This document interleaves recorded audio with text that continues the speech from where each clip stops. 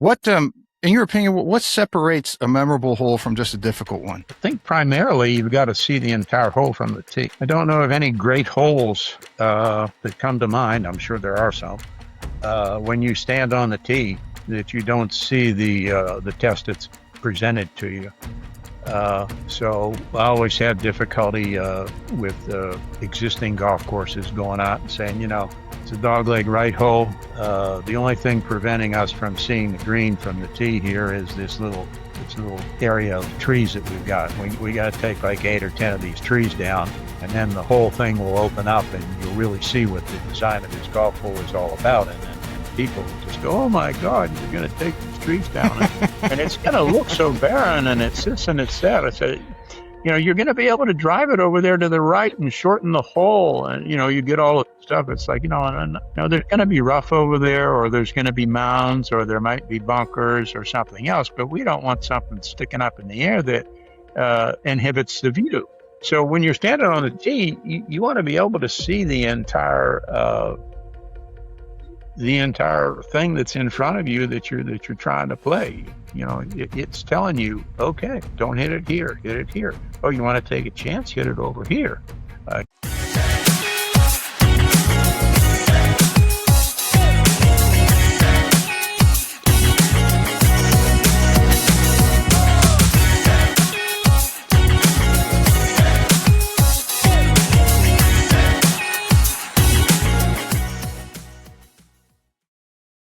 All right. It's always a good thing when the timer is working because, as we were discussing here in the pre-show, that the challenges of technology are never ending. And for somebody like me who's very tech challenged, it's always nervous when I hit that record. But I happen to be here with Bob Walton. Bob, local legend, been in the Low Country a long time, has done a lot of things in golf coaching, course design, development all around the country and the world. And happy to have you, Bob. So thank you for carving out some time. Okay, always a pleasure to be with you, Pete.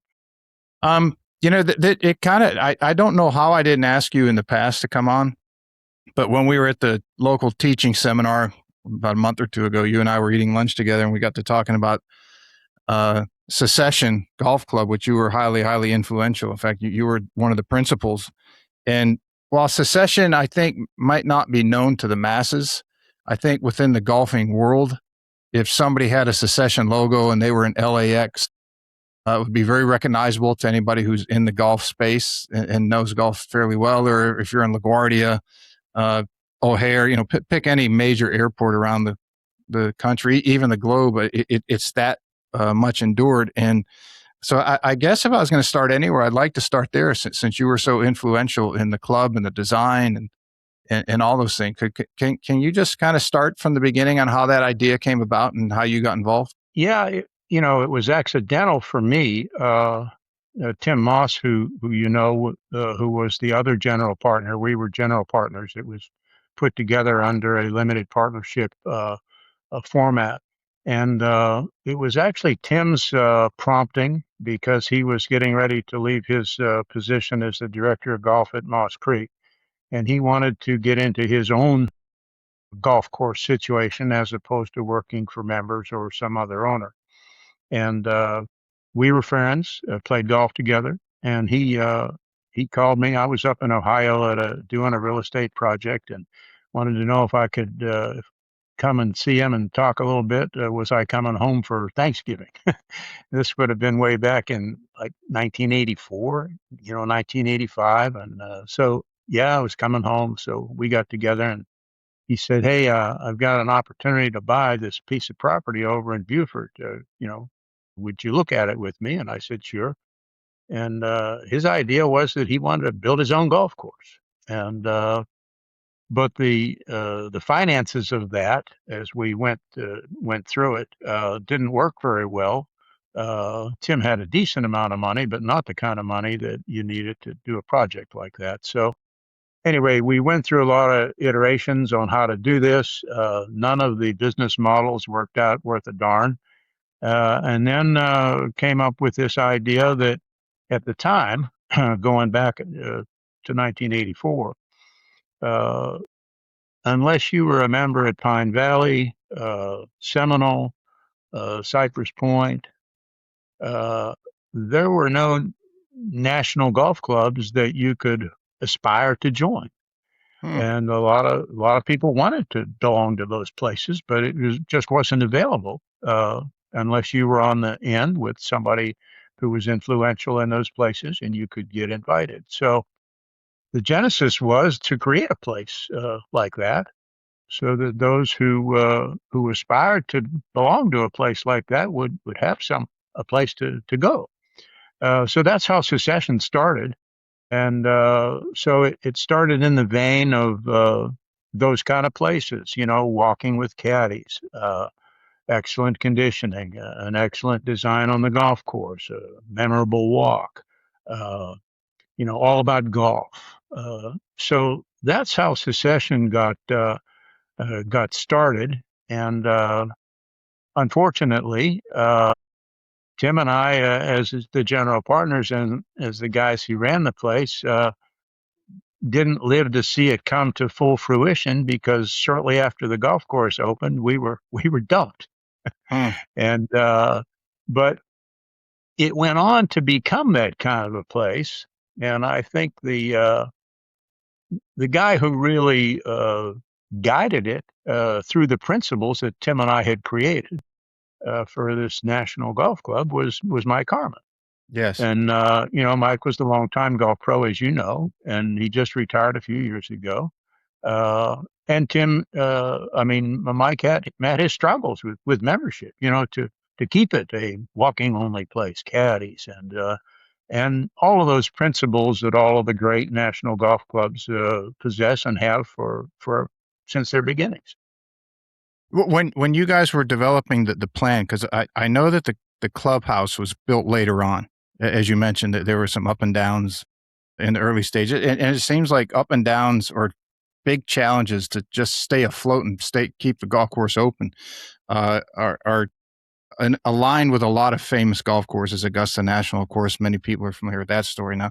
Not comparing Secession to Augusta, but I guess in a way I am, because you get through those trials and tribulations, and it just makes it sweeter when you get to a point like a few years when Mike retired. But the I got here in '92, and I think the first time I was out at Secession was about '93. The clubhouse was not built yet. I don't even think I first time I played there was '95, and the pro shop was where the caddy shack is now. In fact, I think I told you I still have an old frame flag that I bought the first time I got there. But did you guys have the plan for the current clubhouse when you were still involved? Because the back porch is somewhat famous unto itself. No, I mean, the way it's done today is perfectly in keeping with what we had envisioned it to be. Mm-hmm. But we didn't actually have a plan for the clubhouse at that time. We did a little brochure, and we hired a guy, an artist, to do a rendering of what a clubhouse might look like on that site. And he didn't really get it right. It was a little too modern and everything, but we were up against it, and we needed a brochure, so we went ahead with it. And as we went through, though, we did identify, and I'm trying to think of the name now, that there's an architectural group, a man and wife group in Beaufort that we had consulted with and talked to, and they were going to be the ones to design the clubhouse. And if I remember correctly, they may have done some sketches with us and everything. This is while we were building the golf course, but we never, as far as I can remember, approved the plan that is in place today that was built. Okay, but it's perfect. It's exactly what we envisioned. Yeah, I don't remember if I told you the story, but I remember it was one of the off seasons from when I was playing, chasing the dream. I would caddy out there. Mike and Joe McGee would call me. I'd call Joe or Mike and say, "Hey, I got time off. I need to make some money. Can I come out?" "Yeah, come on. We'll take care of you." And I remember when not long after the clubhouse was open, that there was the dual fireplace between the dining room and the men's locker room, and somebody missed this to where, and I distinctly remember hearing the story that afternoon. I think the afternoon that it happened, there was a gentleman that, he played in the morning and he got done and he took a shower and he dried off, and he sat down. There was a sofa in that part of the locker room that faced the fireplace, and above it was the TV, if I remember right. And then obviously the dining room was on the other side. So he's sitting there with either a towel on or nothing on, reading a newspaper. And he stops because he can hear some ladies talking, and there's a couple ladies sitting at a table on the other side of the fireplace, and there was no wall in between. There's no separation, and they stopped and looked, and he stopped and looked, and I think ever since that I've been in there, there's been a steel plate, or maybe it might be brick now, in between. The fireplace is not operable anymore, but everyone got a kick out of that. Back then nobody, it wasn't offensive to anybody, but that was a pretty funny story at that time, I think. Hopefully some people found it amusing still today. It's funny too, and I still hear it today sometimes. Everybody, a lot of people say, "Oh, yeah, that's that men's club. They don't allow women." That was never the case. And I hear that same thing about Augusta National, for example. Okay, which is not true. Okay, it never was true. Everybody says, "Oh yeah, well they didn't have women forever, but now they have a few because they were forced into it," and all this kind of stuff. I knew a fella whose father actually had won the U.S. Amateur, and back in the 30s, and he was good friends with Bob Jones, and of course became a member at Augusta. And this fellow was a son. And he used to tell me stories about how mom and dad decided they'd go to Augusta for the weekend in the wintertime, and put he and his sister in the car and drive down from Cincinnati and spend a long weekend. And he said, Mom played, Dad played, and he said, my sister and I used to make sandcastles in the sand bunkers. Of course, this was 1937, 1938, 1939, that type of thing, So it was a little different place then than it has become. But still, it's funny, these stories that you hear about exclusionary and all this kind of Yeah, stuff. once the rumor mill gets going, it's kind of hard to rein that back Oh boy. in. There has always been, and you and I discussed this, but for the listeners to hear, because it's very interesting. It's one of the rumors out there that there was a lot of differences on the design of the golf course, in particular the 14, the dog leg left. Let me say 16, 15. Yeah, the 14th hole. That and it revolved around, and maybe this was the caddy's shack, and then one guy says it, and then the next guy tells a member, and the next thing you know, it's a dumpster fire. But the story that was always permeating amongst the caddies in the caddy shack was that the short game area green, or the chipping green that's out on that little sliver, it's a peninsula, was meant to be the original green, which I always found to be that it couldn't be, because it's such a small target and no margin for error, and it's somewhat difficult to get to. But then I can't remember, was it Bruce Crampton that you guys had as original architect, and someone else came in and finished, or was it vice versa? But it's actually Pete Dye. Okay, yeah, that's right. And Pete had been on the property with the previous owners, and had designed a golf course with housing around it, typical of at the time. And that entrance road, the road that you turn into, then make a left-hand turn into Secession there, there was property on both sides of that road, and the design with the houses and everything crossed that road 3 or 4 different times. And our idea was that we weren't going to have housing on the golf course. And so during the Heritage one year, when we had the property under contract, we asked Pete to come into the office because he was down for the Heritage. And we said, look, we've got this property under contract. We understand that you're familiar with it, and we're wondering if we can put 18 holes on the one side of the road without having to cross it 3 or 4 different times. And he said, well, he said, it's been a little while since I've been out there, but and we had a little topo of the property. And he, on a yellow legal pad, he started to sketch out some holes, tee here, green here, this kind of thing. And he said, we can play all these holes out on the edge, and then we got to create 3 or 4 in the middle. He said, I don't think that's going to be a problem. So we went on that. Okay, we didn't have anything but this little sketch that that he did. Here's the tee, here's the green, right? And so when we did our little brochure, okay, and it came time to show what the golf course was going to look like, we used the little sketch and the artist, and we said, okay, here's here's the tees and here's the greens, right? And it turned out that on that particular hole, 14, he had put the green out on that little peninsula, right? And it was obviously not good, okay. And there were a few other situations that were not good. So over time, as we got real familiar with the property, and we eventually had to part ways with Pete because he was doing Kiowa and couldn't spend time with us that we needed him to spend. And we hired Bruce Devlin to come out, and Pete Pete never did any drawings for it or anything, and of course he never did any drawings anyway. But so all we had was this little sketch, and we had gone out and put stakes in the ground where the tees and the greens were going to be. And Bruce came in, and basically he said, "Oh, he said, well, I think it's fine the way it is." And we had changed some things off the sketch, And so on 14, the tee we staked where it is, and the green we staked where it is. That other was never a serious consideration. But I remember hearing those rumors too from the caddy shed. Oh yeah, well the green was supposed to be over here, and you guys changed it. And that pissed Pete off, and he quit. That was a predominant theory. That was the predominant story, and of course it was never the case. Pete, we parted ways with Pete because he didn't want to. He couldn't spend the time with us. He wanted to send PB and Alice, and we said no, that ain't working. So we parted ways. It's a fascinating design. It's easy to sit there today and say, oh yeah, I could see how they shaped this. Like number one is a prime example. To sit there and look at a blank piece of land and say, oh yeah, I can see a hole here.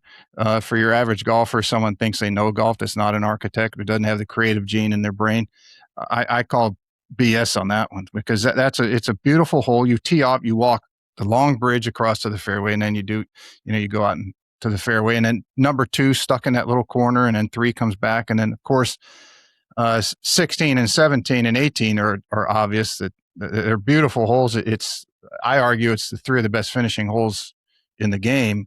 Was there any stories or anything behind a hole like say 17 that just sticks out there in the middle of the marsh, that the green half the size of TPC 17 and just harder than hell to hit on a windy day?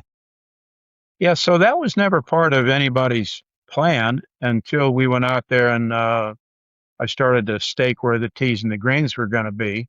And when you walked out, 16 was supposed to be 17 and 18 was where it is.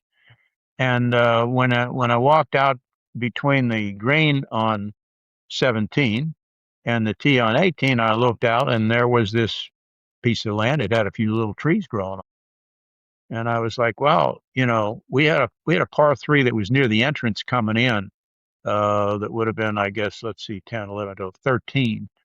Okay, and I never did like that hole because you were playing too close to the entrance, and there wasn't marsh there or anything. And so I started to think, gee, I wonder if we own that little spit of land out there, 130 yards, that had a couple trees growing on it. So when we went to the engineer, I went to the engineer's office, and I said, is this on our deed? Do we have this? Oh yeah, you have it. See, so got the environmental people out to show us where you could build it, and there was basically just enough green or just enough space for a very small green. So that was part of how I changed the routing in order to fit that hole in. Yeah, that's a iconic hole. And anybody that's played there, it's probably I would have to say of all the beautiful holes there that are maybe a little more scenic, it's got to be the marquee hole that everybody remembers at Secession 17 because it's so unique. There's no bailout. You either hit the green or you're hitting reloading. Way back when, you probably remember the name Jimmy Dunn. at the time, Jimmy was a young man who had not achieved his Wall Street fame yet, and or his memberships at Cypress and Seminole and Augusta and all these places. Uh, and Jimmy was a pretty good player. He was a 3 or 4 handicap. He was a member at the Garden City Men's Club out there and had been around, and he was trying to play the top 100 golf courses in the country at the time. That was his shtick. And anyway, Jimmy became a member, and when he came out and he looked at the routing and everything else, he said, "Well, he said this is going to be a great match play golf course." Well, and he was referencing 17 because you didn't want to have to shoot a medal score going out to 17 with the wind blowing, right? No. And it was meant really to be a match play golf course. We were never looking to build a golf course to hold medal play tournaments or a tour event or anything like that. It was to be a club where you could go out and play with your buddies, and when you do that, you're pretty much playing match play. You And know, it's I good have that way because there's marsh everywhere. You can lose a ball and make a 7 or 8 on the hole pretty quickly. But if you're playing match play, you've only lost one hole. yes, and 17 is very fond for me, and not to rub it in to the old pro, but the first match play they had in the local PGA chapter, he and I were in the final, and I closed him out on 17. He horseshoed one from about 15 or 18 feet, and when it came out, that was it. I got the better of him on that day, but so I have very fond memories of 17. Well, it's funny because as I remember, and now this is going back a lot of years, and I'm pretty old, but as I remember, I don't think Mike was a big fan of that hole to begin with. He might be less of a fan now. That was 25 years ago, but I still got to needle him, and I'm going to send the link of this episode to him. So, Mike, I don't mean to rub it in, but I do mean to rub it in a little bit. Because if someone can get a little better at him on the golf course, then that means you've achieved quite an accomplishment. He's a hell of a No player. question. I hadn't seen Mike in years. You'll get a kick out of this. And the local section had some kind of a little event over at Hilton Head National. I'm going back 8 or 10 years now. Okay. And I hadn't seen Mike in quite a while. Anyway, I was over there, and the guys were warming up on the practice tee there, and I could point his swing out immediately. And I walked over, and he didn't see me. I was standing about 6 or 8 yards behind him. And as he was addressing the ball, I said, "Well, the swing's a little shorter and the ball doesn't go as far, but the swing hadn't changed. It looks the same." And he turned around and gave me a big hug and everything. Yeah. Mike was always a gamer, a good player. He's a great putter, and he knew his way around the golf course. That's for darn sure. But that swing hadn't changed. He got a little shorter, but that was about it.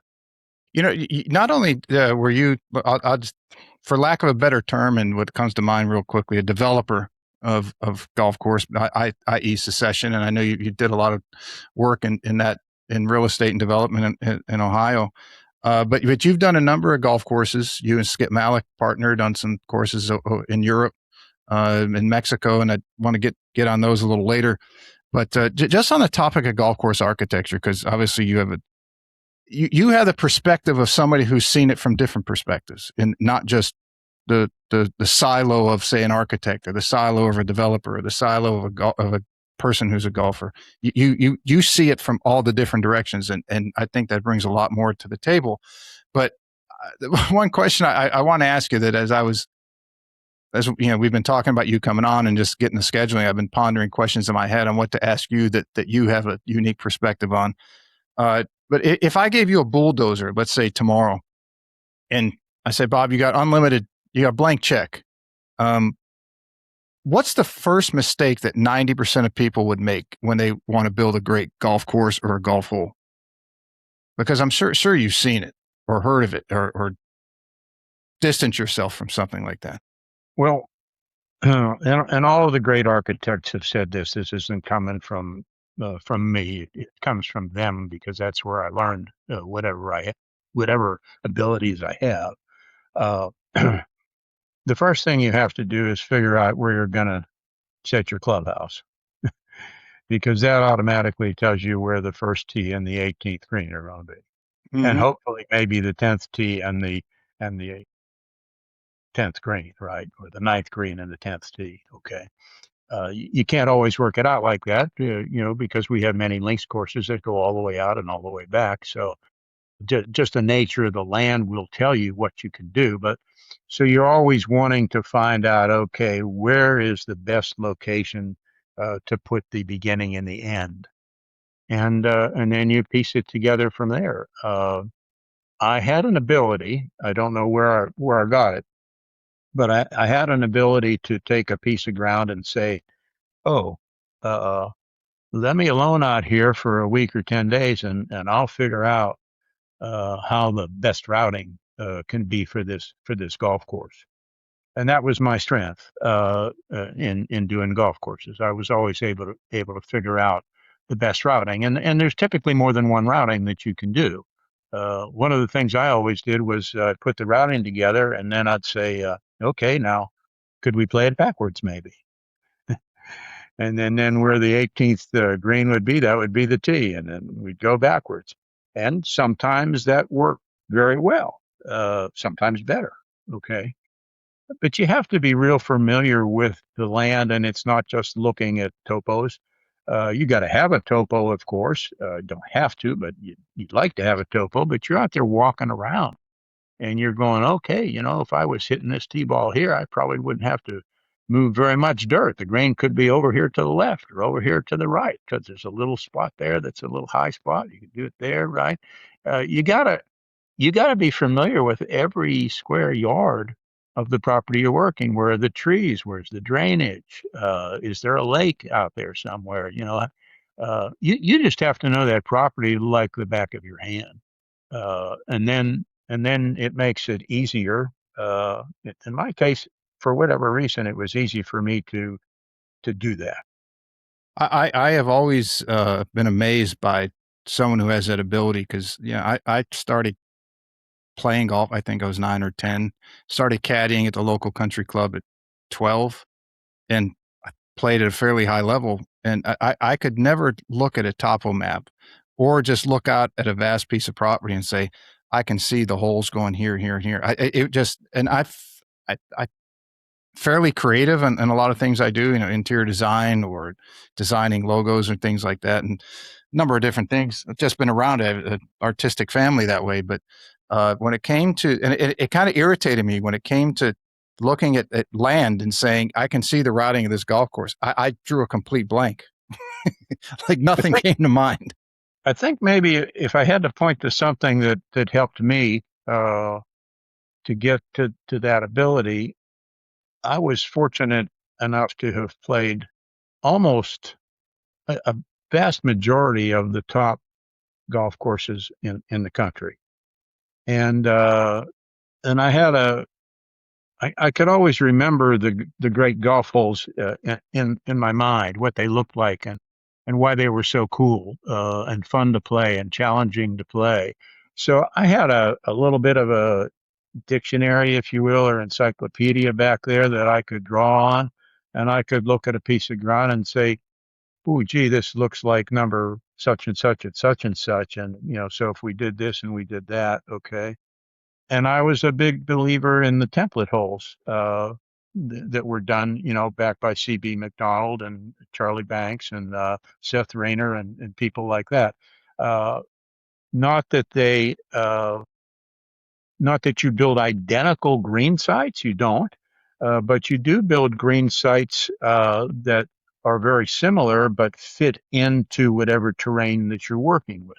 Okay, like a Baritz or a Redan. Okay, so I always had those green settings in mind that I could draw from, uh, and the strategy of it. So I think that, without question, helped me to be able, and I also understood drainage from my real estate development days. You're going to do a 150 unit condo complex. You better know where the water's going, right, and where the water's coming onto your property from. So I had a good idea and understanding of drainage, which is a very big deal when you're building a golf course. Uh, so some of my background, and of course my hobby in playing. I love to play. Uh, when I was at my best, I was a scratch or a plus handicap player. Uh, I love the game, so it's easy to gain knowledge and some expertise when you're in love with something. Mhm. Yeah, it's not work at that point. No question. Even the No. difficulties are just challenges that you're willing to endure. Your pain threshold goes up, and that you really don't feel it because you're enjoying the bigger picture is what's in your brain as opposed to maybe the minutia of the challenge that's in front of you and the difficulty it's causing. Just another step towards a bigger thing. Yeah, no question. No question.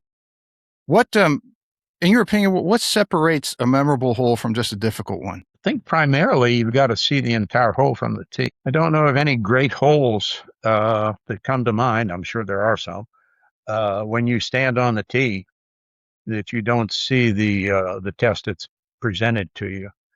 Uh, so I always have difficulty with existing golf courses going out and saying, it's a dogleg right hole. The only thing preventing us from seeing the green from the tee here is this little area of trees that we've got. We got to take like 8 or 10 of these trees down, and then the whole thing will open up, and you'll really see what the design of this golf hole is all about. And people would just go, "Oh my God, you're going to take these trees down, and it's going to look so barren, and it's this and it's that." I said, you're going to be able to drive it over there to the right and shorten the hole, and you get all the stuff. It's like and there's going to be rough over there, or there's going to be mounds, or there might be bunkers or something else, but we don't want something sticking up in the air that inhibits the view.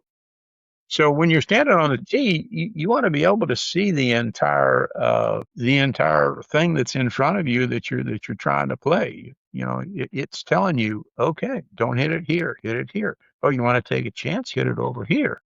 You can shorten the hole, or you can have a better angle into the green. Okay. But if you're just standing there, like 18 at Augusta is a good example, right? You Mhm. you don't see anything except that shoot of trees. Okay. Uh, it would be pretty neat if you could see the entire hole. Of course, I would never be the one to suggest that they cut all those trees down, but uh, it's a great hole because it's got great drama to it, and they got some bunkering out there, and it's so narrow that it's an intriguing shot. But you know, uh, could you call it a great hole? Yeah, of course it's a great hole. And you can't see the whole thing there, but most of the time, a great hole, you're standing there, you can see the problem in front of you, whether it's a par four or a par five. Hell, I've seen some par threes in Scotland where you don't even see the green.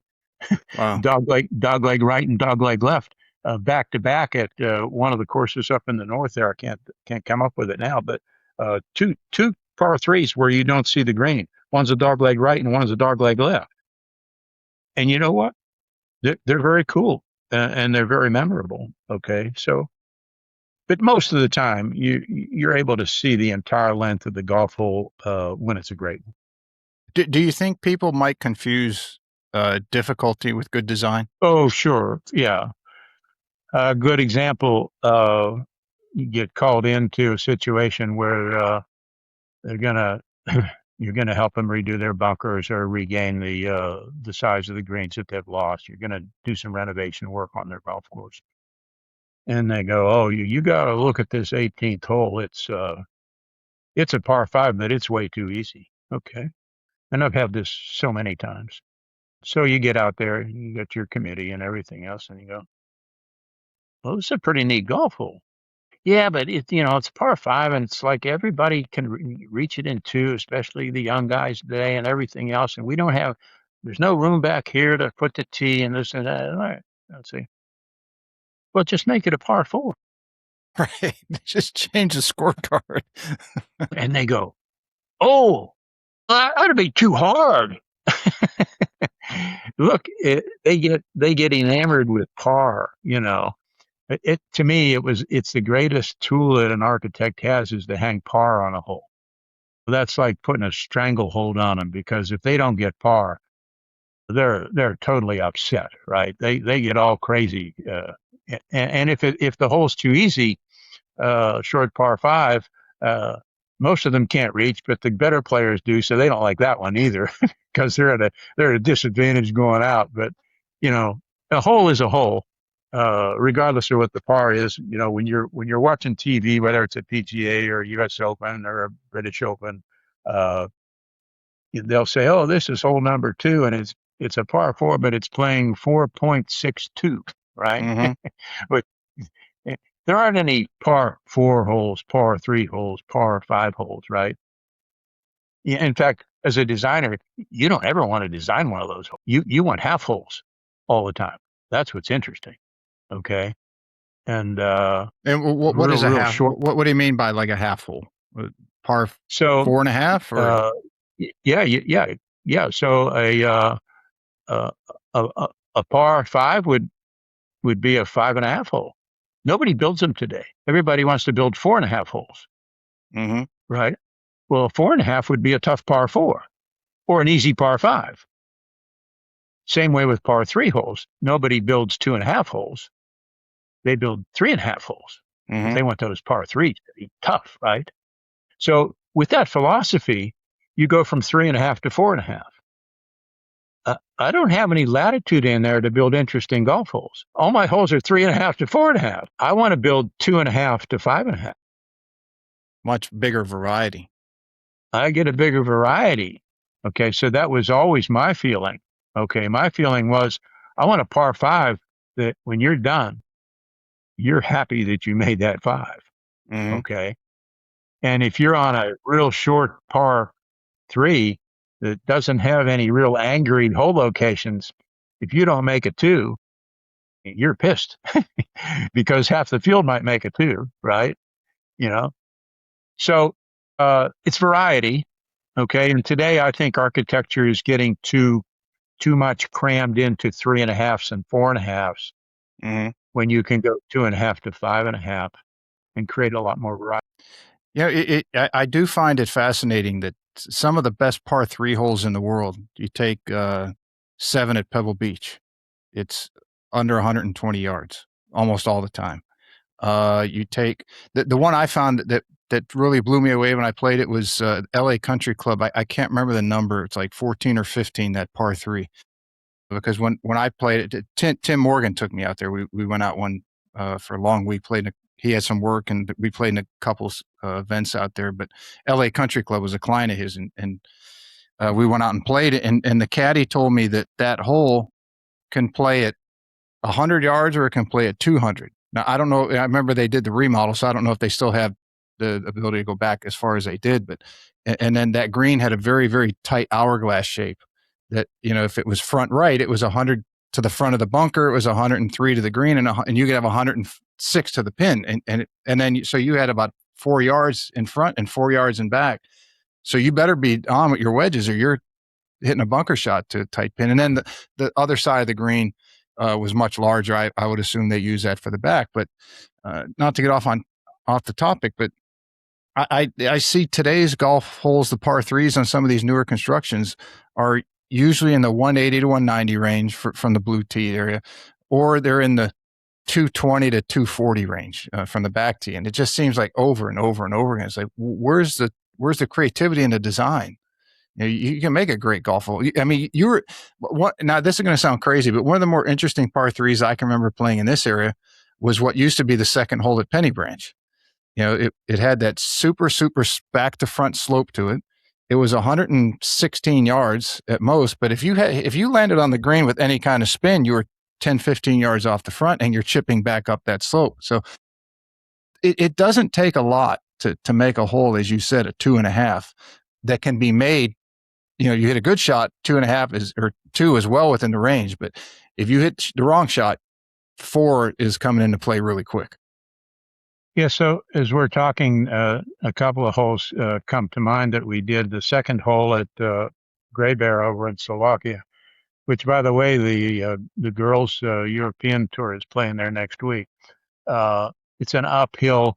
If you put the pin all the way in the back and you put the tee all the way in the back, it's like 140 yards. Okay, but there's a bowl shape in the front, and if you move forward, it's like a 95 or 100-yard shot. And if you hit a decent shot, you might make a hole in one because the pin's in a bowl, right? If you hit short, it might bounce up and roll into the bowl, or if you go long, it'll come back down the hill, right? But the back left shelf, when you're standing there with an 8 or a 9 iron in your hand, if you miss it, you're probably going to make a bogey, you know. So that's the kind of hole. And then there's another one. Number 11 is a par 5, and it winds up a hill. It's 625 or 30 yards long, and it's uphill. It's virtually not reachable in two shots. Okay. The tee shot has to be good enough to where the second shot gets through a narrow opening and sets up a wedge, right? Uh, and it's a true par 5.5 hole. Okay. Uh, and we've done that in other places, but when you go to work on an existing golf course, there's a great reluctance to that these days. Or if you're going to build a new one today, I don't know why they want to go 3.5 to 4.5. To me, it's pretty boring. Yeah, it's crammed it all in. The only one that I've played that I can say was a good. I think Lee Trevino said it's the best 18 par fours he's ever played was Sedgefield. Before the remodel, most of the par fives were reachable, but the par threes were 250 yards.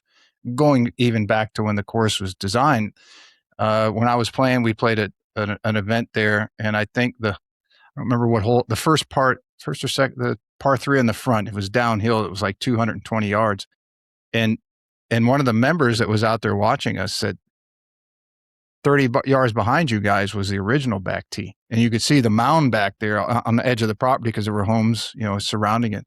And I say that'd be pretty impressive because the green, it had about a 3-story drop, at least, maybe more.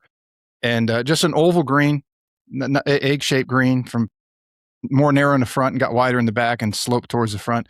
But it had a pond, a U-shape, or not a pond, a creek that was probably 6 feet across that came in from the left, circled around the front, and then went to the right side and circled. So 250 yards, you better hit the green or you're going to rinse one. And I mean, even today's game, that'd be a hell of a 3.5. But and then the par fives are, for anyone that played that know that most of them were reachable, even when I think they're playing the Wyndham there soon in the FedEx Cup. That's an old Ross course, I think. I think so. Yeah, the old guys, the old designers' mentality was that one of your par 3 holes should require a fairway wood shot, and so it's not unusual to see those kind of holes on the old golf courses where, when you think back, oh my God, they had hickory shafts and dead balls, and it's 230 yards long. Yeah, well, it was designed that way on purpose. Usually, there's no bunker right in front, and usually you can run your ball up. But that was always a design feature that they wanted on one of their par 3 holes. Number 4 at Augusta comes to mind. I think that I've got a book here, somewhere in here in my library. I think the original yardage on 4 was like 225 when the court, 1930 something. That's a hell of a par 4. I mean, nowadays, I was there this year for the first time. I think they backed it up to 250, but still, to go 30 yards in 90 plus years, especially with the equipment they have today, that was a hell of a challenging par 3. Yeah. And it's neat because you can run the ball up on the left side there. There's a bunker from about halfway and over to the right that you have to carry if you're going at the pin that's on the right hand side. But you can always run it up on the left, and take your chances with putting. The what do you think? What's something most golfers, whether it's architecture or just their perception of golf courses, that they believe that's just simply not true? Or that's a really good one. That's probably obvious and no one pays attention to.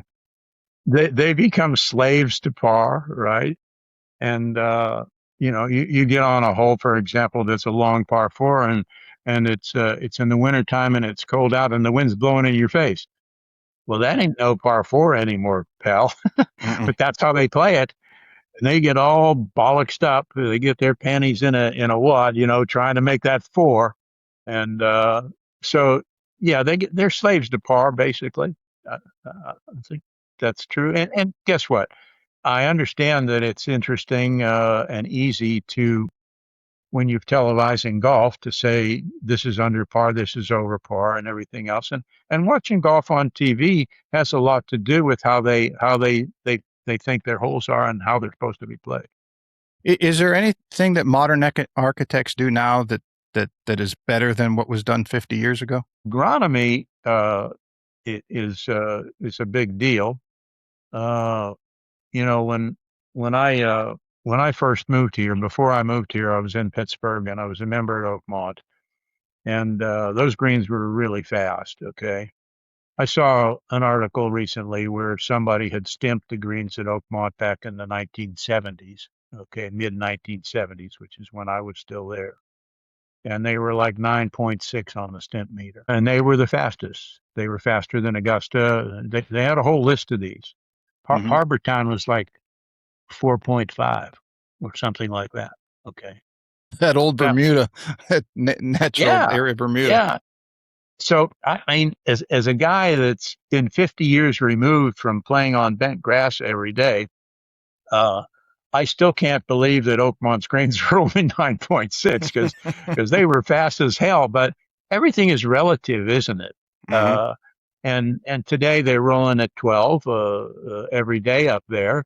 Uh, and I'm going up there in September to play. I probably won't be any more scared in September at 12 than I was at 9.5 50 years ago, you know? Yeah, I had to ask that because you've seen, as you just noted, the differences in eras, and was just curious to get your insight on that. Again, it's all relative. It's what you get used to. Uh, I played this morning here at Moss Creek, and the South Course just reopened after doing airification and everything else. And typically our greens will roll around 10 on the stimp meter, maybe 11 for the member guest or whatever. And those greens today, they were probably rolling at 7.5 or 8. Mm, Okay. Uh, and you couldn't make the adjustment, right? Because you're just used to them rolling at 9 or 10 or 11. hmm. So it's all relative. And, and it's hard as a golfer. It's hard to change gears like that. Uh, now, if you play that 8 on the stimp meter, 2 or 3 rounds, because we're not terribly bright golfers. You'd get used to it, and then you'd maybe get your ball to the hole. But throwing us out there today, and all of a sudden we're at 7 or 8 on the stimp meter when we're used to 9 or 10. Hell, nobody could get their ball to the hole. Yeah, hey, I think speaking of Moss Creek, I think you guys did a hell of a job on the North Course with the greens. The movement in the greens now, it gives it a lot of character. Uh, much more enjoyable, and it just became time after 40 some years. It was just it needed it. Yeah, John Fott's really good at his craft. John was a 1976 U.S. amateur champion. He played the tour for 8 or 9 years. He actually won a couple times on tour, had back problems. So he's been designing golf courses for 40 years. And he's a real down to earth guy, not real egotistical, but he's really good at his craft. And I thought he did a great job. One thing I want to get on or discuss is you're also you do coaching. You coach players, you coach coaches, and you have a very good and interesting product, the Putt Ruler, that you came up with. God, is it coming up on 10 years ago now? Has it been that long? I remember when you were running into you out at Moss Creek in the putting green when you, I think, might have had the prototype. And I think it's great. I've used it with a number of people that just automatically, whatever their problem was, it seemed to make it go away, or a large part of it. So, we're, tell everybody what it is and then where the idea came from. Yeah, so you're about right. 8 or 10 years ago, when I first started, I didn't get a patent on it until like 4 years ago. Uh, but I was always a good putter. That was probably the strength in my game until I came down here and went from 9.5 on the stimp meter to 4.5. And then I wasn't so good, but I adapted, had different ways. there's a picture behind there looking where I used a long putter under my arm. I never lost faith in the fact I was a good putter. I just had to find different ways to do it to get rid of the old habits that were negative. But anyway, I always, in studying putting, which I've done a lot of, when I did some caddying on the tour, I always tried to talk to guys about their putting and watch how they did it and everything. Guys like Crenshaw and Jack and uh, a whole bunch of them. Ray Floyd. Billy Casper, one of the best putters in history, He if I'm was, not and mistaken. I saw Billy, and I saw Billy up close in putting. I don't know whether you know this or many people know this, but his left hand he put on his thigh when he Mm-hmm. was putting, Hmm. and he putted with his wrists. So he couldn't putt today because he was anchored on his left thigh, Wow. and he whacked it this way. Hmm. But anyway, I came to the conclusion from talking to all these guys and girls too, Annika and Rosie Jones, who lives and plays here now. Rosie was a great putter, still's a great. There's three skills that you have to putt well. Okay, first of all, you have to be a good green reader because you got to find the start direction. Okay, because most putts aren't straight. Once you get beyond 3 or 4 feet, you're hard pressed to find a straight putt. Okay, everybody wants a straight putt because it's easier, but if you're looking for straight, you're in the wrong game. Okay, you got to look for curve. If you can't find curve, maybe you found the straight, right? So, but everybody's looking for straight. Well, then you can make the curves go straight, right? So that's the wrong attitude to have. But you got to be able to find the correct, or what I call an accurate starting direction. Okay, and from there you've got to take an address position to your chosen start direction, and then have conviction in that line. That's all part of your address position. Okay, so first of all you got to find the line. You got to find a good line. You got to address the ball on that line and commit to that line. That's a big deal. That committing thing's a big deal. Okay. Well, that makes the stroking part pretty easy because you and I both know that the stroke moves, 6 inches back and 6 inches through, or 8 inches back and 8 inches through. It's not a tremendous athletic endeavor to do that. You can teach most anybody to do that. Okay. It's a hell of a lot easier than chipping or pitching or making a full Mm-hmm. swing, for God's sake. Okay. So it's not that tough of a deal, but we make it tough because every time we miss a putt, we blame it on the stroke. I have found that it is rarely the stroke, except when you haven't found a good start direction or if you haven't addressed the damn thing correctly and had a conviction in your line. So it always bothered me that people would come to take a putting lesson and go, "Oh, what's wrong with your putting?" Well, I push my putts, I pull my putts, I stroke it terribly, right? I would never give them a stroking lesson unless they needed one. And I found out how they needed one or if they needed one by setting the ball on the ground and putting a couple of tees in, 3 feet in front of it that are, maybe 2 balls wide, and asking them to putt that 3 foot putt through the pegs, right? Mm-hmm. Hardly anybody could miss doing it. It's not the stroke. They didn't know how to read a green correctly, and they didn't understand how important the speed was. Okay. So I wouldn't, if they came to me and said it has to be the stroke and I don't want to talk about anything else, I'd prove to them that their stroke was all right just by that very simple drill. Okay. And I might put a stick down at 3 feet and 6 feet and 8 feet to see if they can put it through the posts and get the speed correct. Mm. Most of them can do that, but they're blaming it on the stroke, and they go out and they practice like crazy on their stroke. So I always tell them, look, if I put a nice juicy steak in front of you and you cut a piece off and you stuck it, would you be starting to worry about whether or not you could put it in your mouth? Well, no. Well, that's because that's an overlearned skill, isn't it? Yeah. When you're driving a car, if you're coming up to a curve, do you start worrying about how you're how you're going to turn?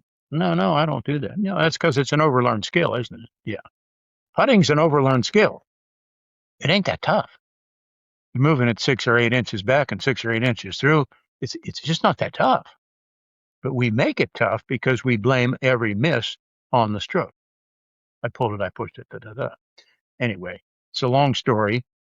I'm coming to the point where why I invented the Putt Ruler, because it was really hard to teach people how to read a green and find accurate starting directions. Okay. You'd ask them to read, this is the typical thing, you'd ask them to read a putt. They go, okay, it's 2 inches out on the left. Okay. So you stand behind them. It's actually a foot out to the left. They'd pull the thing out to the left a foot and it'll go in, and they'd turn around and say, see, I told you it was 2 inches out on the left. And then you go, well, I'm sorry, but it's not. You actually pulled that putt to a foot. No way. Now you get the video out. You got it out. You know, it's like swimming upstream, right? So that's why I invented the ruler, because the ruler doesn't lie, right? Every time you hit a putt, it goes where the ruler is pointed. So there's no arguing about the start direction. Okay? Exactly. Plus, they can practice that on their own without you standing there charging them $150 an hour, videoing them, and it's pretty boring for you to do that kind of work anyway, right? So that's why I invented the Putt Ruler, so that they could learn how to read a green. And once they learn how to read a green, it's pretty easy to teach them to set up to it and commit to that line every time, because they've learned that the line is correct usually. Okay. And then they stroke it. Okay. The stroke is the easiest part of the 3 skills. The hardest part is the green read, and the second hardest part is the consistent address position and believing in the line that you've chosen. The least one is the stroking. But you got to do the first 2 right. Yes. If you don't do the first 2 right, the third one's really hard. What was it that surprised you once golfers started using it? Either the feedback you got or the ancillary benefit that you as a designer might not have been aware of. Was there anything that fell into that category? It was hard for them to believe that they were so bad At alignment or direction? They were so bad at reading. Mm. It's hard to believe. Okay, so I was at Jupiter Hills down in Florida. This is 6 or 7 years ago, and Jason Bell had just gotten the job down there, and so I was down there in the wintertime and visited there, and Jason said, hey, I'd take a couple of my assistants out and show them the ruler, because he knew about it from being at Hilton Head. So the one boy went out, and I said, okay, here's how it works. Read the green. He said, okay, and he pointed the ruler. Okay. This was a right to left breaking putt. He pointed the ruler about 6 inches out on the right, and the putt, I knew from looking at it, broke at least a foot, maybe a foot and a half. And he points it out there 6 inches, which is typical, even of good players. And this boy was a good player. He hit the putt. That putt didn't leave the platform more than 6 inches. And he said, oh, I pulled it. I pulled it. No, you didn't pull it, because with the ruler, you cannot pull it. It goes wherever it's pointed. Okay. But that was his reaction. And that's what we all do as golfers. We blame it on our stroke. And then we obsess about our stroke, which should be an overlearned skill. And when you obsess about an overlearned skill, you're going to hit your nose with that piece of steak. You're going to stab out, you're going to go, oh my God. And you're going to hit the side of your mouth or your nose or your front tooth or something, because you're thinking about it. It's like when you write your signature. Do you think about it? No. Try thinking about it, writing your signature sometime. Damn, it's hard to do. It's hard to monitor an overlearned skill. And that's what we do with putting. We monitor our strokes. We blame everything on our strokes. So that's why I invented the ruler for that reason, so that people could understand that you got to be able to find accurate start lines if you're going to be a good putter. You know what I liked about it? I had adopted the theory of putting to the tangent many years ago. And it probably goes back to just from caddying days. I learned how to read greens. You caddy at a country club, and then you go home and play on the public courses. To your point earlier, where I grew up, the greens were probably rolling 6 to 7 back in those days, and then you go on caddy at the country club, and they're rolling in the 80s, probably closer to 10. It was lightning fast, like we talked about earlier. But I developed the ability and skill to read putts fairly well. And looking back, it was always more break than you thought. And then as I learned, I studied quite a bit on putting and the neuroscience part of it.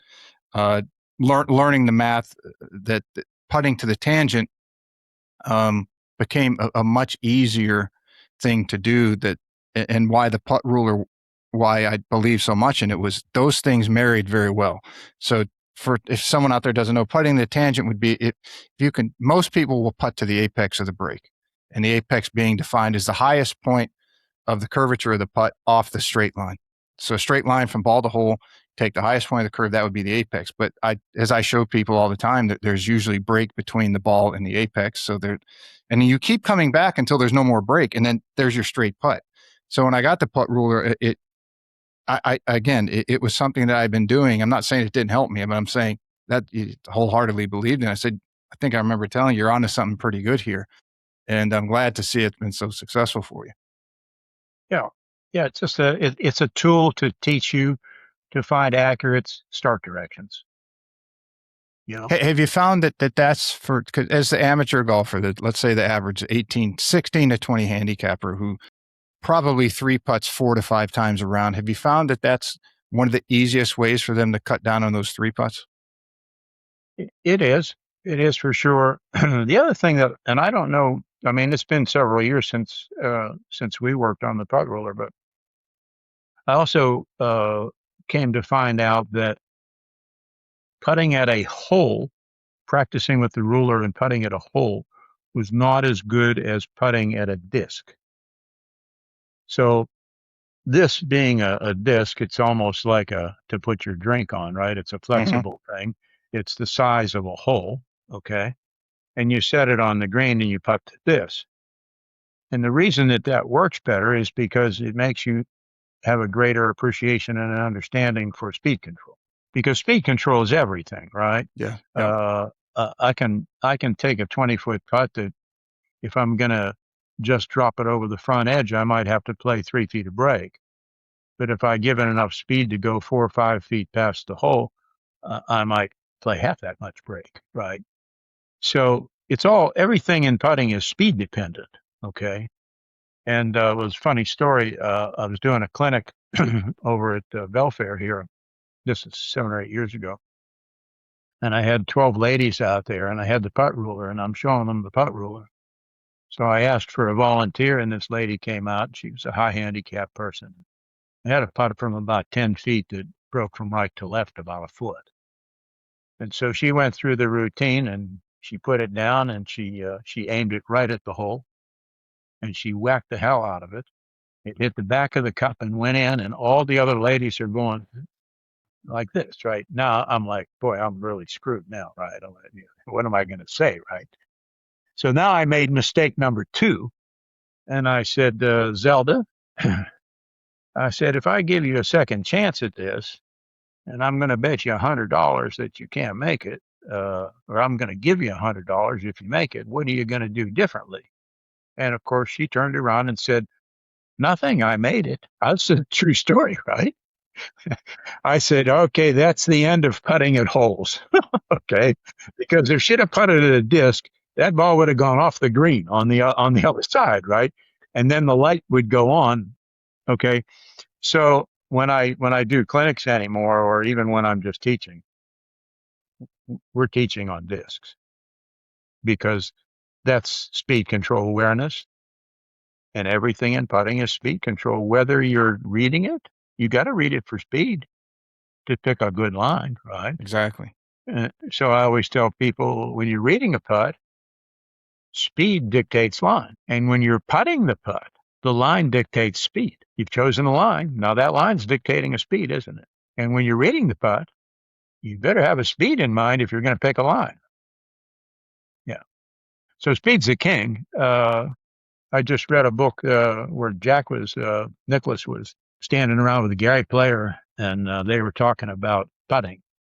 And Gary said, well, Jack, you never three putt. And Jack said, yeah, well, that's the key. He said, I remember many years. He says it would be May before I three putted a green. So he's playing in 7 or 8 tour events and then, making the cut in each one. He's got 8 tour events times 4. That's 32 rounds without a three putt, right? He said, I never three putted. He says, because I knew that was the death knell. He said, so that he was a great putter, but he was more of a great putter because he didn't three putt as opposed to one putt. Yeah, I've had Scott Fawcett on the founder a decade, and I just he hasn't been on in a while, but we'll message every once in a while. But he has what he calls the Tiger Five, where he looks back at Tiger's rounds. I call it the Fawcett Five because he's the one that kind of put this all together. And I think don't miss greens from inside 150 yards. Don't make double bogey or worse. Get on the simple chip shots, and let's say around the fringe or very close to the green. Get those up and down. Don't give shots away there. But the other one is don't three putt. And I can't remember don't hit any shots out of bounds.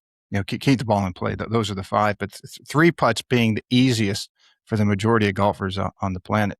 If you can get your line and your speed control somewhat better, you're going to hit it closer, and then you're going to make a lot more of your short ones. So it's the easiest way for somebody to lower their handicap by 2, 3, 4 strokes in a season, as opposed to hitting the driver 20 or 10 yards longer and then three putting anyway. So I haven't been out on the tour for several years for sure.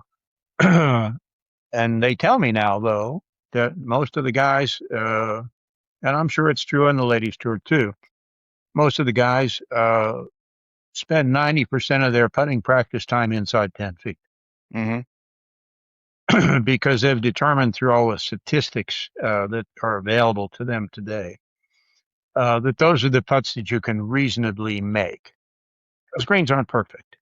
Okay, everybody talks about Augusta. Oh, the greens are perfect. Well, they're not perfect. Okay, they're closer to perfect than some other greens are, but they're not perfect. They're still dirt and ground and footprints and everything else. So they've determined that they can reasonably expect to make putts inside 10 feet with how they go about their business. And once they get kind of beyond that, there's a little bit of a crapshoot going on, and their ability to hole a putt goes downhill pretty quickly. Yes.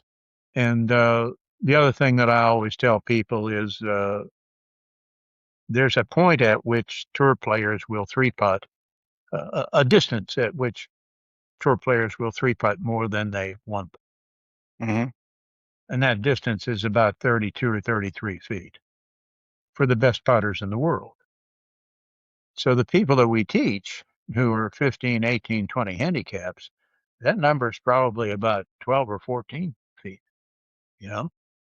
They tend to three putt more than that. And they do that because they're trying to make their putt. I can't tell you how many people come for a putting lesson, and I'll give them a 20-foot putt, and I'll say, okay, now one of the things we want to do here is to determine what we're trying to do with the putt. Well, I'm trying to make it.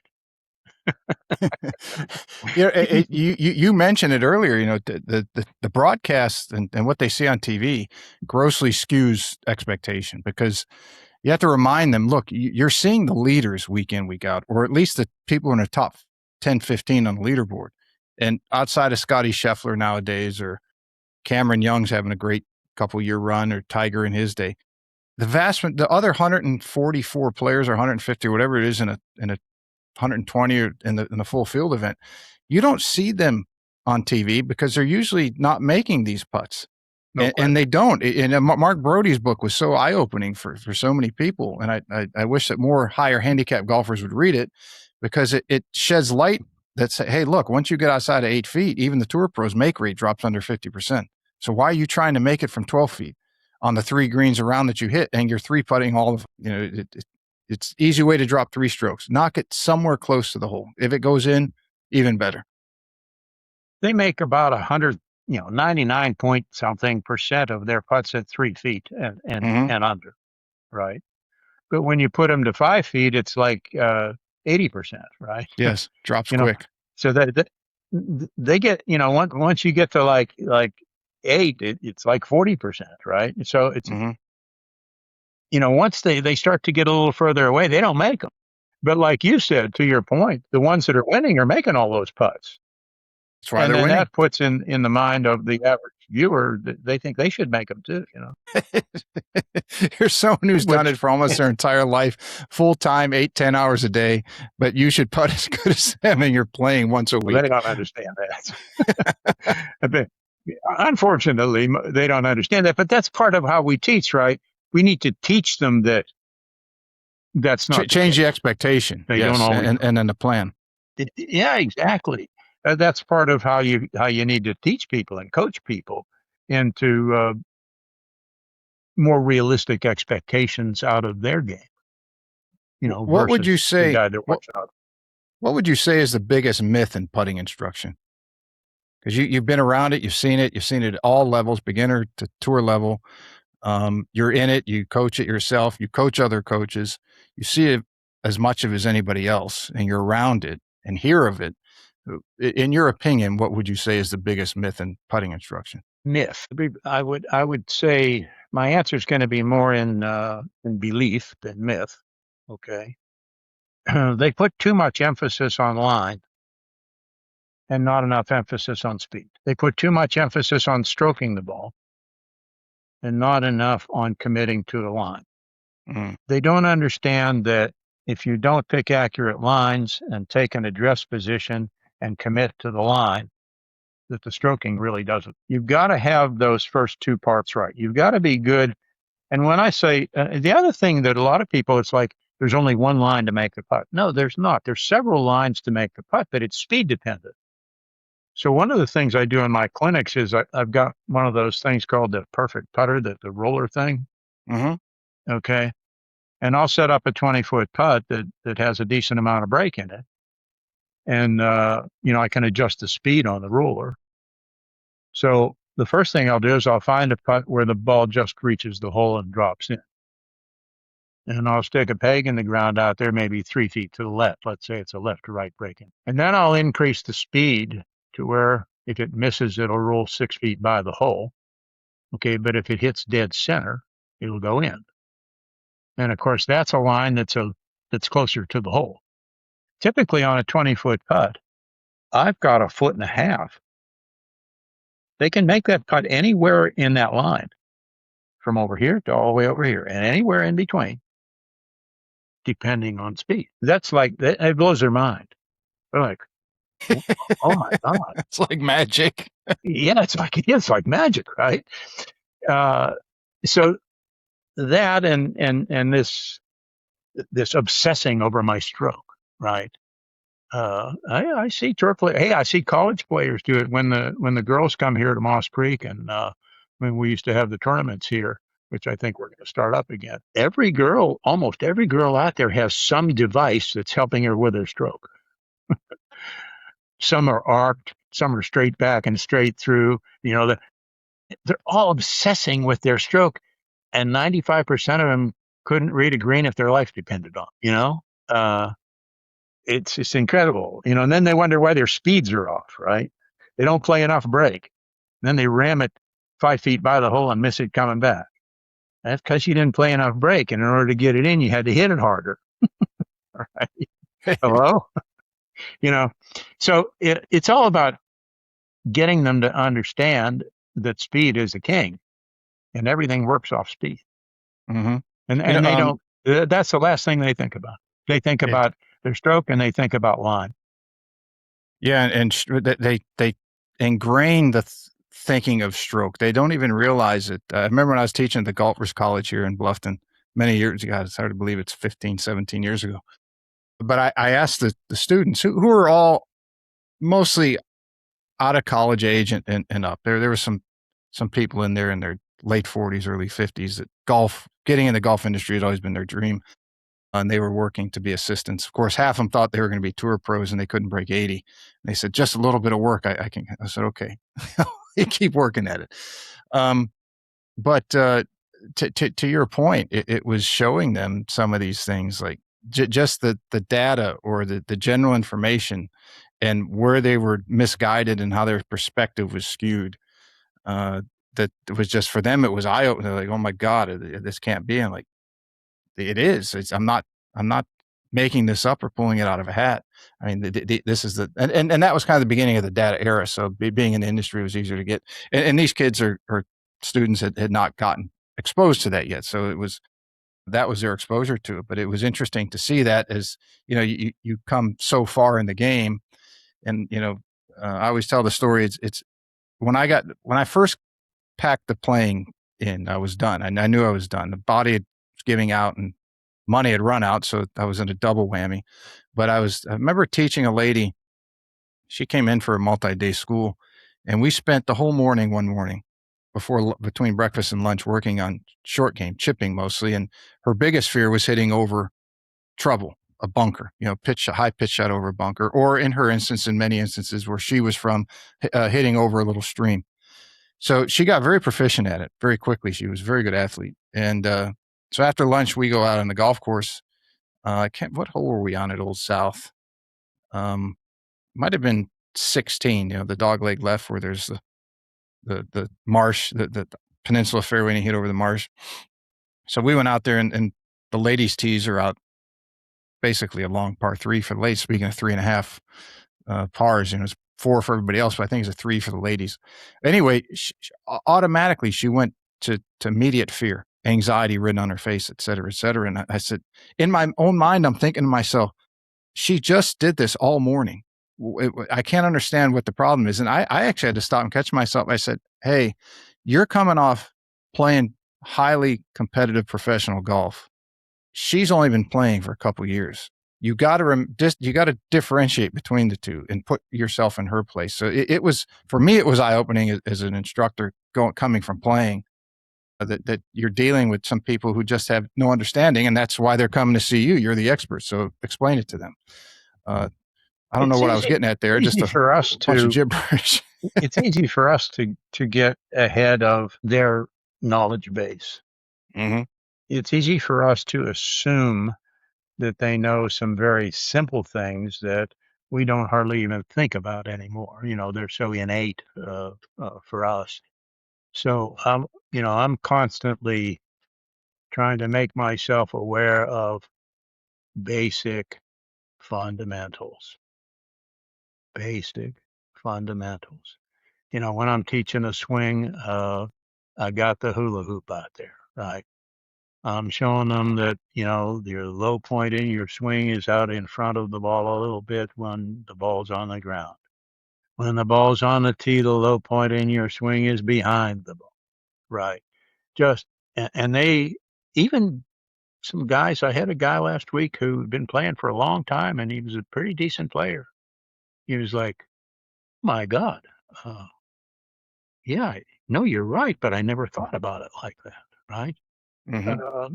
So it's something that we always, I think, have to be aware of, that we know so much. Bob Ford used to tell me all the time, you're always going to be disappointed in anything that you do in golf. Why? Because you know too much. Exactly. You know too much, right? And there's a lot to be said for that, because we've been living it, and we're in this business, and we know a lot about the business. But we have to understand that most of the people that we're dealing with, most of the people that we're charging money to come and partake of that information that we have, they need basic instruction. Mm-hmm. They need to understand the basics. One thing I want to address on before we run out of time, technology and golf courses. It's obviously become a big topic of discussion. It's kind of died down for right now. I think Live has kind of, what's happening with Live is taken some precedence, but in particular, the golf ball rollback. And as someone who's designed courses, developed courses, played a lot of golf, played the best course in the world, where do you stand with that? Do courses need to adapt, or is the information that is getting put out there not quite accurate enough to? I know Brandel has gotten into course architecture, and obviously he has a very big platform to give his opinion. And then if you look at some of the data coming from the tour coaches I talked to with all the technologies, by the time some of these players are getting 190, 195 ball speed, it starts to become unplayable. And Bryson is an example. He's going 200 plus sometimes, and for as fast as he swings, his accuracy is phenomenal. But when he does get it going sideways at 195 plus, you can't control the ball. It's just knuckling and it's gone. My brother spent all last summer on the Corn Ferry Tour as the Cobra Puma rep, and working with some of those guys. And he said they had a couple in the 190 plus range, and he said they had to keep the spin rates higher than normal, if I remember that right, to try to keep the ball in play because it was coming off so fast. But with all these things involved, and again, you with a wide perspective, wider than most in the various facets that are contributing to this, where do you see the game either changing or the architecture changing? Who do you what side of that coin do you think is going to give way first, or is it they have to come together? If you were king of the golfing world for a year, what would you have them do? Yeah, I mean, you see it in golf architecture today. You now, instead of having a back tee, a men's tee, and a ladies' tee, you now have 6 and 7 and 8 different sets of tees. Mm-hmm. Because the average player doesn't hit it any further than they did in the 1950s, regardless of all the manufacturing advances in clubs and ball and everything else. There's not any real difference there. The difference is at the upper echelon of the game. So those people are benefiting tremendously. The average Joe isn't benefiting at all. So I always love the argument, and I'm not saying that it's not my opinion that we should roll the ball back, although that's a pretty easy cure. And I understand the problems in doing that. But one of the problems is not that the average guy is going to hit it any less. But that's what's always argued. Oh, that average guy, he's going to lose 25 and 30. No, he isn't. The guy that is gaining up there, it is exponentially every mile an hour he goes, he's getting exponential distance. It doesn't work on the back side of things. Okay. So you're not hurting the average player if you roll the ball back a little bit on those other people. So I mean, you're either going to have to do something like that, or you're going to have to lengthen the golf courses, which makes golf more expensive, and you have more tees and everything else, right? I don't see that there's any other answers. I don't have the magic. Just like as a teacher, I don't have the magic I can give you to make you be a 2 handicap because you're a 16 now. If I had that magic, that's going to cost a hell of a lot more money, right? I'd be getting $10,000 an hour Right. instead of 150, right? But I don't think there's any magic answer to it. Okay. One thing that I do think in a ball rollback situation, okay, if you're going to roll the ball back, it seems to me that we know how to manufacture a ball that once you get beyond 100 miles an hour, you get an exponential increase in distance. Mm-hmm. Okay. At least that's what I'm told. That's how that happens. Okay. Why don't you manufacture a ball that goes a little bit further when you got a 60 or 70 mile an hour swing, and a little bit less as you progress up the scale? You can still get a little more, but not exponentially. Well, I would argue that, not argue you, but argue anyone that contradicted that's basically, the balata ball was that if you were into the wind, you always tended to want to swing smoother because you did not want that ball jumping off with the high spin. You wanted a little less velocity but lower spin to get through the wind. And if you were a slower swing player, you got the spin to keep the ball up in the air longer. Now, of course, woods were not launching, and TaylorMade, even old TaylorMade drivers were not launching it high enough, maybe for a lot of slower swing speeds at that time to get more distance. But I would say that the balata ball, generally speaking, with what you describe, is an illustration of that, because. Again, I remember growing up as a kid, you never went after something harder. You always took something off when you wanted the control. Nowadays, and really since I think the 2005, but when the Pro V1 came out, early 2001, 2, 3, right in there is when things had changed. And I had noticed a major difference that the first year I played professionally touring golf was 2001. And it was still the professional and the Max Live Revolution they were wound balls still, but they were the firmest and they would go the longest. And then the Pro V came out late that year for us. I think it came out at Vegas in 2000, and then 2001, we were able to get it. When I went back and played in 2005, so 3.5, 4 years later, everything had changed. That was the beginning of the bomb and gouge era. And it was eye-opening different to me that there was not as much reliance on control as it was hit it hard, and everybody hit it hard. There was the finesse game or taking something off was really, unless you were in wedge distance. There was no taking something off a 7-iron and working it into a hole. It was, nope, hit it 8 hard and go right at it. Just hit it harder. Which, unfortunately, we're fortunate. I guess it makes for some drama. Tennis is experiencing or has experienced something similar. Is my girlfriend's a tennis fanatic, and I'll watch it with her sometimes. But I don't say that I yearn for the old days. I'm not big on Bellata coming back. Andrew Rice made a good comment at one of his seminars when he was presenting somewhere, and a lady, I think it was, stood up and said, well, technology's ruining the game. And he said, this was a great question he had, very respectfully. He said, well, did you get here today in a horse and carriage or did you drive in a car?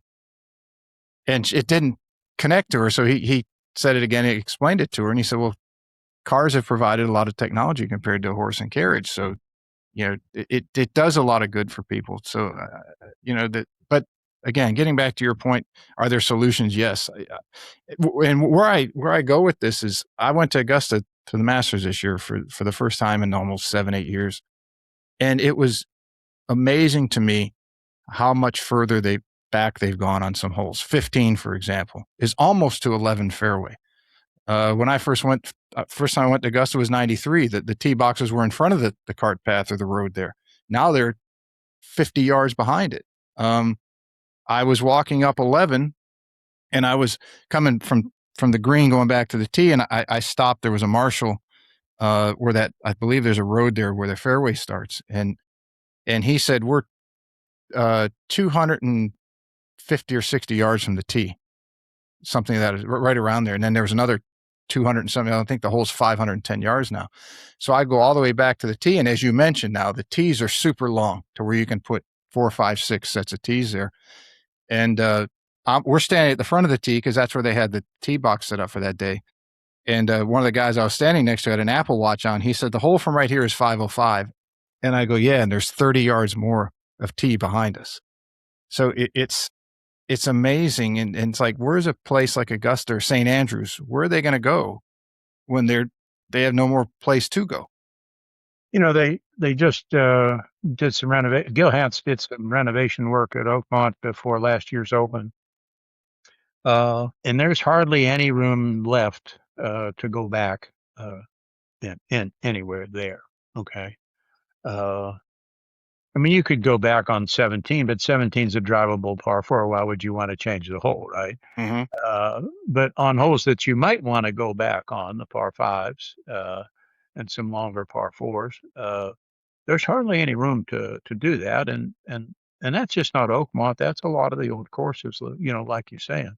Look at Augusta. They're having to buy land to, they had to negotiate 13. with Augusta Country Club. Yep. There were 13 there, it's more expensive. You got more grass to cut. I don't know. Does the tennis ball go any faster than it did 25 years ago?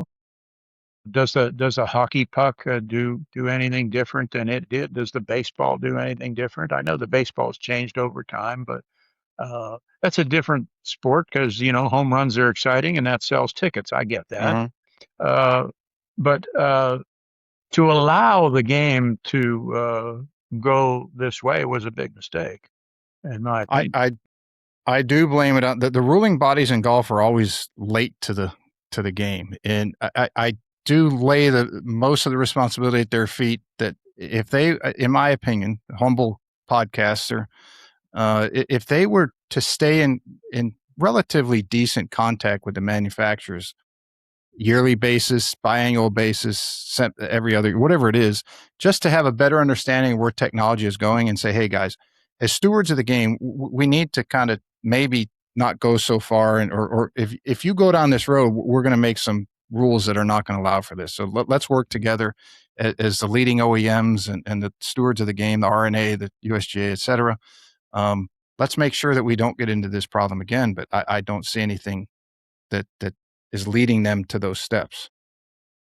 The biggest, I mean, in reality, you could blame this whole thing on Ping, because they stepped up to the plate and whipped them in court, right?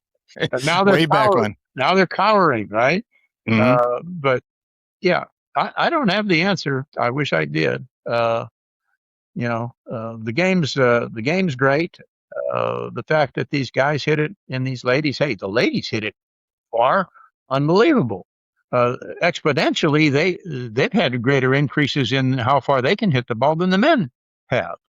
Okay, so it's exciting because the ball stays in the air longer. The longer the ball's in play, the more exciting it is for the player as well as the people who watch, right? So it's hard to roll that back. Once that cat's out of the bag, it's like, yeah, exactly. Hey, if they could hit 600-yard drives, it would be even more exciting. Yeah. The last question for you. You spent your career studying golf from the ground up. And when golfers, if they're walking off the 18 green, let's say they're playing Secession, they listen to this episode, the back nine, what's the one thing you hope they'll never look at the same way again?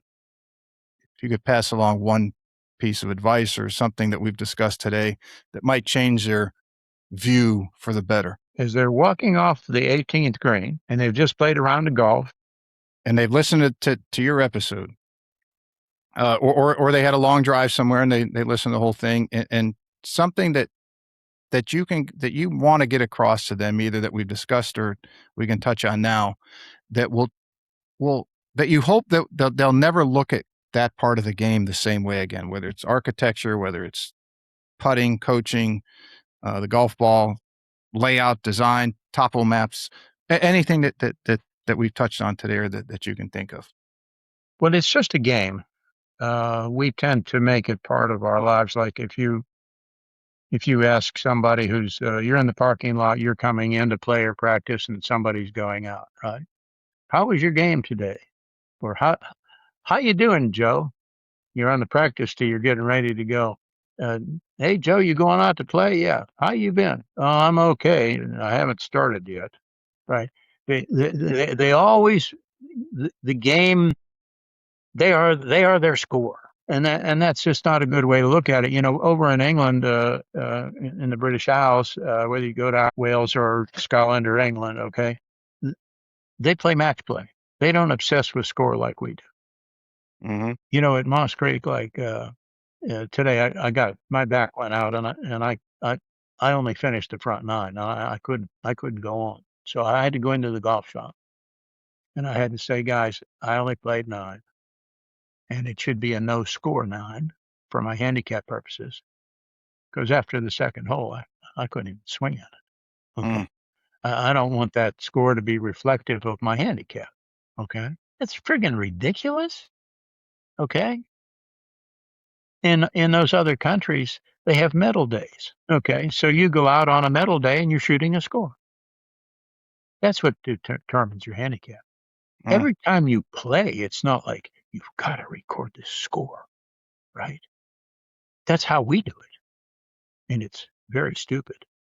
And it makes our golfers think that they are their score. Their personality becomes, I'm my score.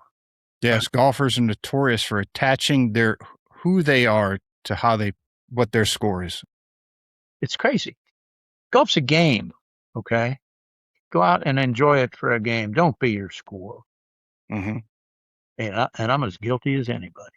Yes, that's why I said golfers are notorious. I'm not sitting up here in my ivory tower telling you that I don't ever think that my score is me, because we're all guilty of it. Okay, Mm-hmm. but you got to get away from it. It's a game. Enjoy it. Enjoy being out with your buddies. Enjoy a good shot when you have one. The bad ones are what they are. Everybody's going to hit them. Forget about it. Go on to the next one. You know, hope springs eternal, and That's that's right. the attitude you should have. Okay. That's some good advice to listen to. Bob, it's been a blast. I always enjoy talking to you every time we cross paths here. And nice to be locally, and wish I could see you more. Life pulls us in different directions, but it's always good to sit down and talk to you. Well, the place has gotten so big now we rarely see each other. God, no kidding. The traffic is Used to be you saw unbearable. everybody that you knew at least once a week. Now it's maybe once a year, you know. But Yes, thanks for absolutely. having me. It's always good to speak with you too, Pete. It's a blast. Everybody, thanks for listening. Hope you enjoyed the show. If you need to reach Bob, as always, we'll have his links to all his, the Putt Ruler, if you want to get one of those, highly recommend it. We'll have a link in there, and websites, social media sites, we'll have all that in so that you can reach out to Bob, get him to help you with your putting, get you a Putt Ruler, and start taking your buddy's money. All right, everybody. God bless. Thanks again, and we'll see you next time.